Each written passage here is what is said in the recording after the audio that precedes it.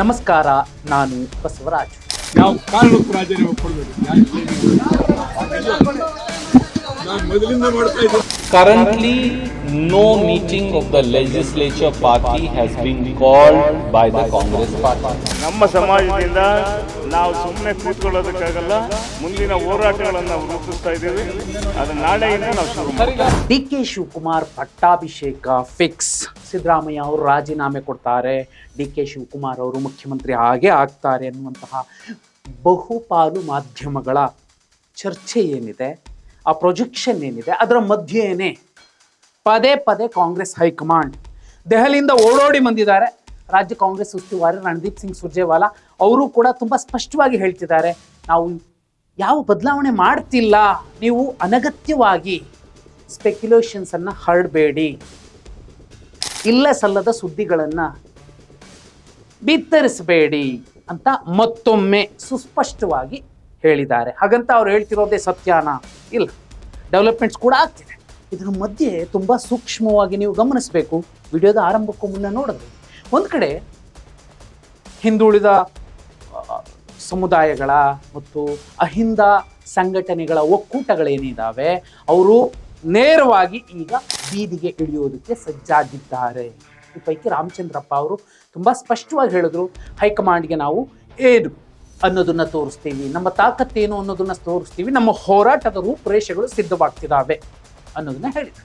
ಇದಕ್ಕಿನ್ನೂ important ಅಂದರೆ ಕನ್ನಡ ಪರ ಹೋರಾಟವನ್ನೇ ಬದುಕಾಗಿಸಿಕೊಂಡಂತಹ ಮತ್ತು ಅಖಂಡ ಮೈಸೂರಿನ ಅತ್ಯಂತ ಜನಪ್ರಿಯ ಹೋರಾಟಗಾರ ಸಿದ್ದರಾಮಯ್ಯ ಅವರ ಸ್ನೇಹಿತ ವಾಟಾಳ್ ನಾಗರಾಜ್ ಅವರು ಮಾಧ್ಯಮದ ಮುಂದೆನೇ ನೀವು ಯಾವ ಕಾರಣಕ್ಕೂ ರಾಜೀನಾಮೆ ಕೊಡಬೇಡಿ, ನಿಮ್ಮ ಜೊತೆ ನಾವಿರ್ತೀವಿ, ನಾವು ಹೋರಾಡ್ತೀವಿ, ಇವೆಲ್ಲ ಮಾಧ್ಯಮಗಳ ಮುಂದೆನೇ ಕಾಣಿಸ್ತಿದೆ.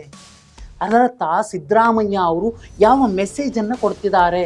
ವಿಧಾನಸೌಧದ ಒಳಗಡೆ ಒಂದಷ್ಟು ಸಿಬ್ಬಂದಿ ಕಣ್ಣೀರಾಗ್ತಾರೆ, ನೀವು ರಾಜೀನಾಮೆ ಕೊಡಬೇಡಿ ಅಂತಾರೆ. ಅದು ಮಾಧ್ಯಮಗಳ ಮುಂದೆನೇ ನಡೆಯುತ್ತೆ. ವಿಶೇಷ ಅಂದರೆ ದೆಹಲಿಯಲ್ಲಿ ಮಾತುಕತೆ ಮುಗಿದು 7 ಗಂಟೆಗಳ ಮೀಟಿಂಗ್ ಆದಮೇಲೆ ಸಿದ್ದರಾಮಯ್ಯ ರಾಜೀನಾಮೆ ಕೊಡ್ತಾರೆ ಅನ್ನುವಂತಹ ಸುದ್ದಿಯನ್ನು ಲೀಕ್ ಮಾಡಿಸಿದ್ದು ಕೂಡ ಸಿದ್ದರಾಮಯ್ಯ ಅವರ ಬಣಾನೇ. ಈಗ ಬೆಳಗ್ಗೆಯಿಂದ ಸಿದ್ದರಾಮಯ್ಯ ಅವರ ನಿವಾಸದಲ್ಲಿ ದೊಡ್ಡ ದೊಡ್ಡ ನಾಯಕರು, 20ಕ್ಕೂ ಅಧಿಕ ಸಚಿವರು, ಸುಮಾರು 60 ಶಾಸಕರು ಬಂದು ಹೋಗಿದ್ದಾರೆ, ಅಲ್ಲೇ ಬೀಡು ಬಿಟ್ಟಿದ್ದಾರೆ. ಇನ್ನೊಂದು ಕಡೆ ಹೋರಾಟಗಾರರ ನೇರವಾದ ಹೇಳಿಕೆಗಳು, ಮತ್ತೊಂದು ಕಡೆ ದೇಶಪಾಂಡೆ ಅವರು ಒಂದು ತುಂಬ ಶಾರ್ಪ್ ಆಗಿ ಒಂದು ಮೆಸೇಜ್ ಕೊಟ್ಟರು. ಅದೆಷ್ಟು ಮೊನಚಾಗಿದೆ ಅಂದರೆ ಕಾಂಗ್ರೆಸ್ ಹೈಕಮಾಂಡ್ ಹೇಳಿರಬಹುದು, ಆದರೆ ಸಿದ್ದರಾಮಯ್ಯ ನಿರ್ಧರಿಸಬೇಕು, ಸಿದ್ದರಾಮಯ್ಯ ಅವರು ಏನು ಹೇಳ್ತಾರೆ ಅದು ಫೈನಲ್ ಆಗುತ್ತೆ. ಇದ್ರ ಮಧ್ಯೆ ಹೌದು, ರಾಜ್ಯಪಾಲರ ಪರ್ಮಿಷನನ್ನು ತೊಗೊಂಡಿರುವಂಥದ್ದು, ಅವರ ಸಮಯ ಕೇಳಿರುವಂಥದ್ದು, ರಾಜೀನಾಮೆ ಕೊಡ್ತಾರೆ ಸಿದ್ದರಾಮಯ್ಯ ಅವರು ಅನ್ನುವಂಥದ್ದು ಕೂಡ ವಾಸ್ತವನೇ. ದೇಶಪಾಂಡೆ ಅವರು ಅದನ್ನು ಸ್ಪಷ್ಟವಾಗಿ ಒಪ್ಕೊಂಡ್ರು ಮಾಧ್ಯಮಗಳ ಮುಂದೆ. ಅಶೋಕ್ ಪಟ್ಟಣ್ ಅವರು ಕೂಡ ಅದನ್ನು ಹೇಳ್ತಿದ್ದಾರೆ.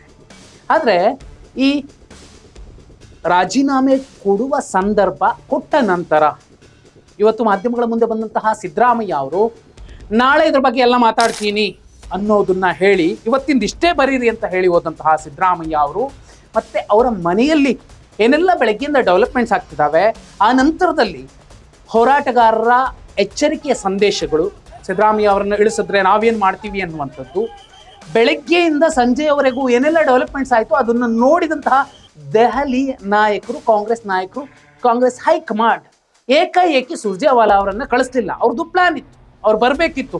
ಆದರೆ ಅವರು ಬಂದ ಮೇಲೆ ಏನು ಹೇಳಿದ್ರು, ಯಾವ ಬದಲಾವಣೆಯೂ ಆಗೋದಿಲ್ಲ, ಯಾವ ಶಾಸಕಾಂಗ ಪಕ್ಷದ ಸಭೆಯನ್ನು ಸದ್ಯಕ್ಕೆ ಕರೆಯೋದಿಲ್ಲ, ಈ ಸ್ಪೆಕ್ಯುಲೇಷನ್ಸನ್ನು ಸುಮ್ಮನೆ ಹರಡಬೇಡಿ ಅನ್ನೋದನ್ನು ಮತ್ತೊಮ್ಮೆ ರಣದೀಪ್ ಸಿಂಗ್ ಸುರ್ಜೇವಾಲಾ ಹೇಳಿದ್ರು. ಸದ್ಯ ಒಂದು ಗಟ್ಟಿ ನಿರ್ಧಾರ ಮಾಡ್ಕೊಂಡ್ಮೇಲೆ ಯಾರನ್ನೆಲ್ಲ ಮನವೊಲಿಸ್ಬೇಕಿನ್ನು, ಯಾಕಂದರೆ ಸಿದ್ದರಾಮಯ್ಯ ಅವ್ರು ಹೇಳಿದ ಮಾತ್ರಕ್ಕೆ ರಾಜೀನಾಮೆ ಕ್ಲಿಯರ್ ಆಯಿತು. ಡಿ ಕೆ ಶಿವಕುಮಾರ್ ಅವರು ಸಲೀಸಾಗಿ ಹೂವಿನ ಕುರ್ಚಿಯ ಮೇಲೆ ಬಂದು ಕೂತ್ಕೋತಾರೆ. ತುಂಬ ಅಂದರೆ ತುಂಬ ಕಷ್ಟ ಇದೆ ಡಿ ಕೆ ಶಿವಕುಮಾರ್ ಅವ್ರಿಗೆ. CM ಆಯ್ಕೆ ಆಗೋದಿದೆಯಲ್ಲ, ಶಾಸಕಾಂಗ ಪಕ್ಷದ ನಾಯಕನ ಆಯ್ಕೆ ಆಗೋದಿದೆಯಾ, ಅಲ್ಲಿಂದಲೇ ಹೊಡೆತ ಬೀಳುತ್ತೆ. ಹೇಗೆ ಬೀಳುತ್ತೆ ನೋಡಿ, ಸಿದ್ದರಾಮಯ್ಯ ಅವರು ಮಹಾಮೌನಕ್ಕೆ ಶರಣಾಗಿರೋದನ್ನ ಹಿರಿಯ ಸಚಿವರುಗಳು, ಹಿರಿಯ ನಾಯಕರುಗಳೇ ಹೇಳ್ತಿದ್ದಾರೆ.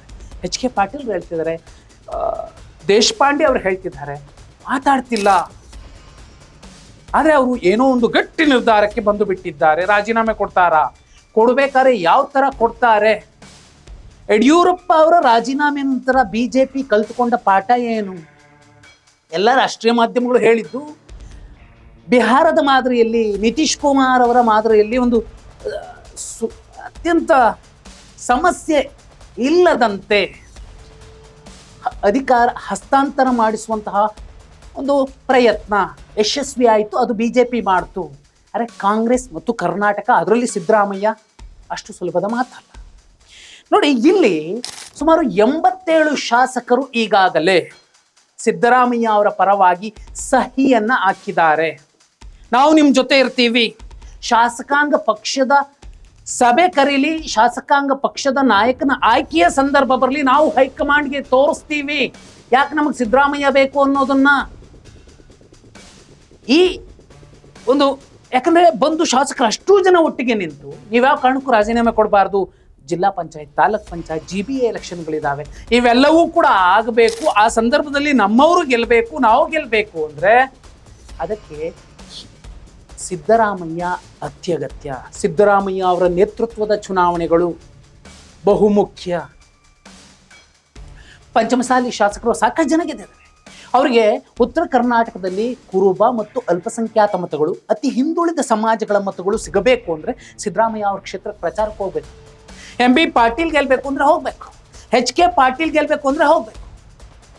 ತೀರಾ ಯಾಕೆ KM ರಾಜಣ್ಣ ಒಂದೇ ಒಂದಿನ ನನ್ನ ಕ್ಷೇತ್ರಕ್ಕೆ ಬಂದಿದ್ರೆ ನಾನು 2013ರಲ್ಲಿ ಸೋಲ್ತಿರ್ಲಿಲ್ಲ, ಗೆಲ್ತಿದ್ದೆ ಅನ್ನುವಂತಹ ಹೇಳಿಕೆಗಳು, ಅಥವಾ 13 ಅಥವಾ 18 ಇತ್ತೀಚೆಗೆ ಕೊಟ್ಟಿರುವಂಥದ್ದು TV5 ಸಂದರ್ಶನದಲ್ಲಿ. ಹೊಳೆ ನರಸೀಪುರಕ್ಕೆ 2 ದಿನ ಎಕ್ಸ್ಟ್ರಾ ಹೋಗಿ ಬಂದ್ಬಿಟ್ಟಿದ್ದೀರಾ, ಅಲ್ಲಿ ಸಿದ್ದರಾಮಯ್ಯ ಅವರ ಕಾಂಗ್ರೆಸ್ ಅಭ್ಯರ್ಥಿ ಗೆಲ್ತಿದ್ರು ಅನ್ನುವಂಥದ್ದನ್ನು ಬಹುಪಾಲು ಜನ ಹೇಳ್ತಾರೆ. ಹೀಗಿರುವ ಸಂದರ್ಭದಲ್ಲಿ DK ಶಿವಕುಮಾರ್ ಅವರು CM ಆಗಬಾರ್ದು ಅಂತಲ್ಲ, ಅವರಿಗೆ KPCC ಅಧ್ಯಕ್ಷ ಹುದ್ದೆಯ ಜೊತೆಯಲ್ಲಿ DCM ಹುದ್ದೆಯನ್ನು ಕೊಟ್ಟಿದ್ರು.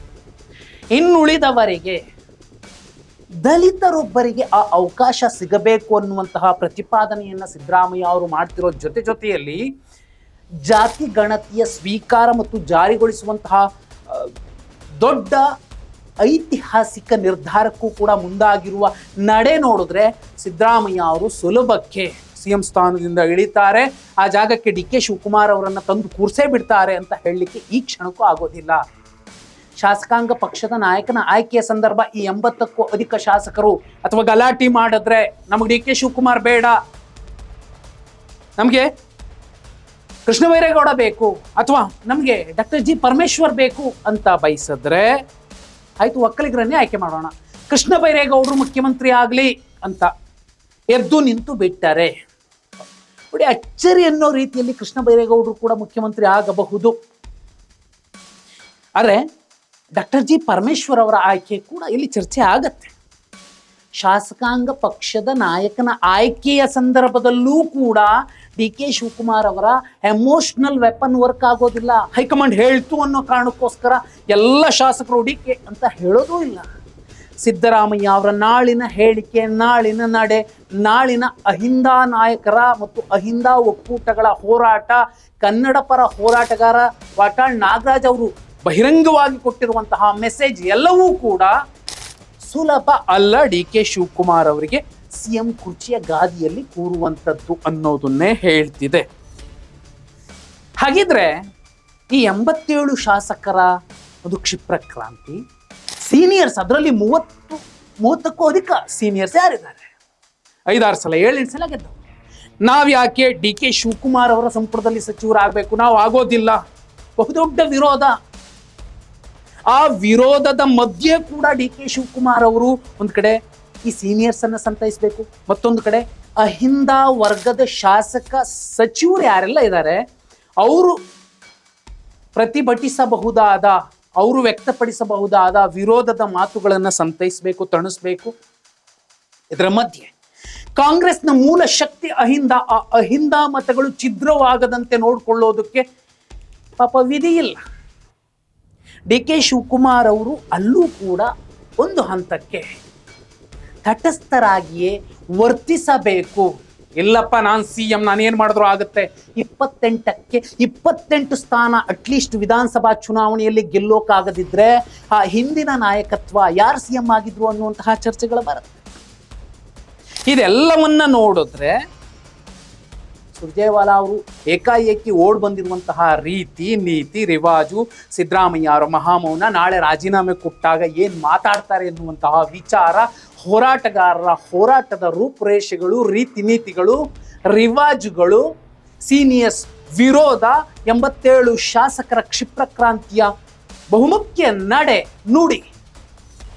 DK ಶಿವಕುಮಾರ್ ಅವರು ಸುಲಭಕ್ಕೆ ಬಂದು CM ಸ್ಥಾನದಲ್ಲಿ ಕೂರೋಕ್ಕಾಗತ್ತಾ ಅಥವಾ ಮತ್ತೊಬ್ಬರಿಗೆ ಆ ಅವಕಾಶ ಸಿಗತ್ತಾ? ಯಾರಾಗಬಹುದು ಮುಂದಿನ ಮುಖ್ಯಮಂತ್ರಿ? DK ಶಿವಕುಮಾರ್ ಅವರ, ಕೃಷ್ಣ ಬೈರೇಗೌಡರ, ಡಾಕ್ಟರ್ G ಪರಮೇಶ್ವರ್ ಅವರ, MB ಪಾಟೀಲ್? ಕಮೆಂಟ್ ಮಾಡಿ.